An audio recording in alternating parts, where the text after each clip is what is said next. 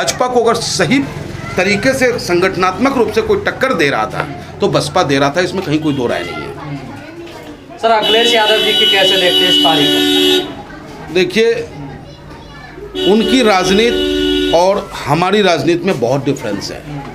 हम लोग सड़कों पे उतर के राजनीति करने वाले लोग हैं और उनकी अपनी राजनीति है, विरासत की राजनीति है। अब वो क्या सोचते हैं वो जवाब देंगे इस मामले में।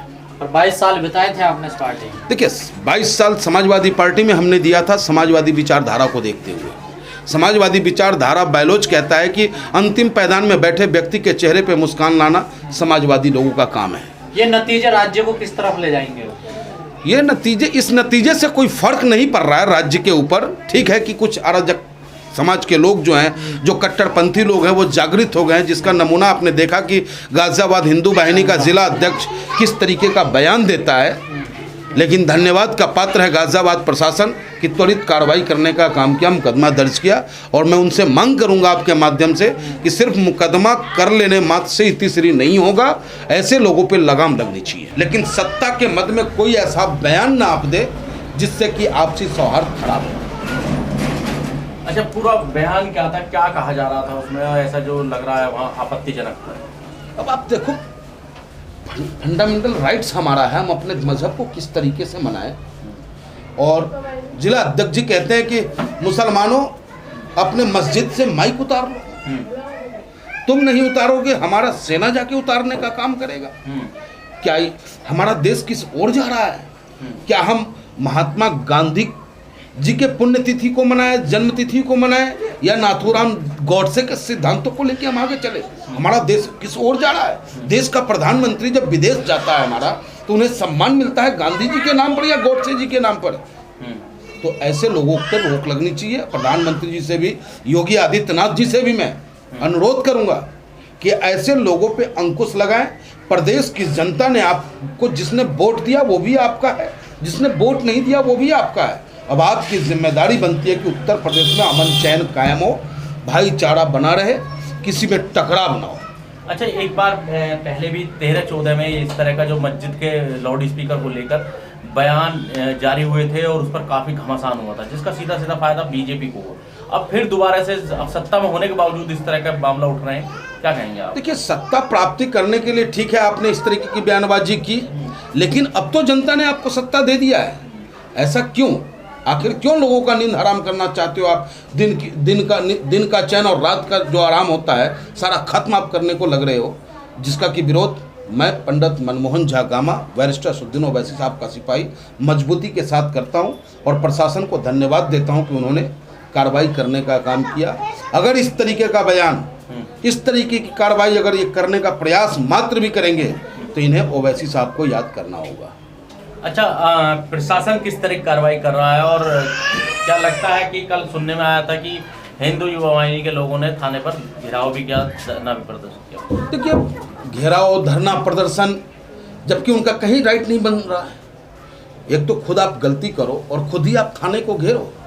वो तो थाना प्रभारी धन्यवाद के पात्र है कि उन्होंने सत्यता को देखते हुए, वीडियो डायरेक्ट वायरल है, इसमें कहीं कोई जब प्रूफ है आपके पास कि ऐसा बयान उन्होंने दिया तो उनके खिलाफ कार्रवाई होनी चाहिए। चाहे वो धरना दे, प्रदर्शन दे, उससे कोई फर्क नहीं पड़ता। अगर धरना प्रदर्शन से ही मुकदमा वापस होने लगे तो मैं समझता हूँ कि हिंदुस्तान में 75% नेताओं से मुकदमा खत्म हो जाएगा। इस तरह की घटना सरकार बनते ही दोबारा सरकार योगी सरकार की बनी है, और इस तरह की घटना होने तो आगे जो हालात हैं वो किस तरह के हो सकते? इस घटने का जिम्मेदार अगर कोई है तो वो 80 और 20 की बयानबाजी है। इस घटने का जिम्मेदार अगर कोई है तो जो नई पौध है हमारे देश की, जो नई सोच है, उनके माइंड में जो चिप 80% का फिट कराने का जो कार्य किया जा रहा है, उसकी वजह से इस तरीके का बयान आ रहा है। तो हम हर उन नेताओं से अनुरोध करेंगे कि कभी भी आप ऐसी कोई बयानबाजी न करें जिससे कि हमारे देश के नई पौध पे उसका असर पड़े। भाईचारा, एकता हमारा कायम रहे, गंगा जमुना तहजीब कायम हो, क्योंकि देश की आज़ादी से लेकर के और अब तक देश के उत्थान में हम सभी समुदाय, सभी जाति, सभी धर्म के लोगों का हाथ रहा है और महत्वपूर्ण योगदान रहा है। तो ये रुझान समझे जाए सरकार आते ही सर? ये रुझान सरकार आने की नहीं है। कुछ लोग होते हैं ऐसे जिस तरीके का बयान दे रहे हैं, और हमें उम्मीद है कि उत्तर प्रदेश सरकार ऐसे लोगों पे अंकुश लगाएगी। अरे तो लोग ऐसे दोनों तरफ से हैं ना सर? नहीं, दोनों तरफ देखिए, लोग दो लोग ही हैं, लेकिन कहीं भी जायज़ नहीं है, चाहे वो हमारे लोग हों या आपके लोग हों, हमारी जाति के हों या आपकी जाति के हों। जाति कोई मायने नहीं रखता, संविधान मायने रखता है, कानून मायने रखता है, लोगों का अमन चैन मायने रखता है। गलत को गलत कहना है, सही को सही कहना है। तो एक ही समुदाय को क्यों टारगेट किया जा रहा है? ये तो उनसे पूछना पड़ेगा। इतना कमज़ोर न समझे उस समुदाय को, क्योंकि इस देश की कुर्बानी में उनका भी योगदान है। अगर आज देश मेरा परमाणु शक्ति संपन्न बना है तो अब्दुल कलाम साहब को हम नहीं भूल सकते हैं। लेकिन हिंदू युवा वाहिनी के जिलाध्यक्ष पर अभी तक कोई कार्रवाई नहीं हुई है, ना उन्हें पद से हटाया गया। अगर इस तरह के बयान, तो इसमें क्या लगता है कि प्रशासन की कार्रवाई ही महज एक ढकोसला होगी? प्रशासन से मिला जाएगा इस संबंध में।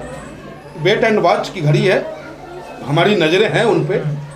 जरूरत पड़ी तो जिलाधिकारी महोदय से, एसपी महोदय से मिलकर ऐसे लोगों पे कार्रवाई कराने की मांग करेंगे। क्योंकि हिंदू युवा वाहिनी मुख्यमंत्री योगी आदित्यनाथ संस्थापक हैं, उनका एक संगठन था, उनके द्वारा खड़ा हो गया, और ऐसे में उसके जिलाध्यक्ष अगर इस तरह की बयानबाजी, तो प्रशासन कहाँ तक टिक पाएगा? ऐसे में सवाल ये भी तो है। प्रशासन टिकेगा, क्योंकि मुख्यमंत्री बनने के बाद आप पूरे प्रदेश के मुख्यमंत्री हो और पूरे प्रदेश का देखभाल करने की जिम्मेदारी आपकी है।